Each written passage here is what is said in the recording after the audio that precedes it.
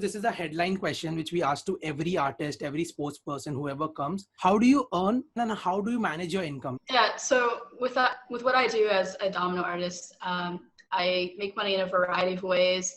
So YouTube, of course, there's the ads on the videos, and it's a very, very small amount per people watching the videos, but that adds up if you're getting a lot of views. And then companies will hire me to build domino projects for them. So it could be through an agency, it could be directly from the person who wants to purchase giant artwork. I could do the video production for that aspect as well, or I could send over files. My dad is my business manager, so he kind of does the whole business end of the dominoes, which is really nice, so I can focus more on the creative stuff.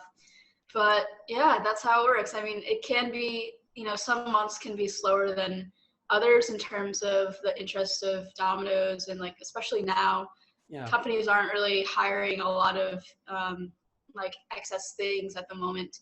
But I've definitely saved a lot, so thankfully I'm okay right now.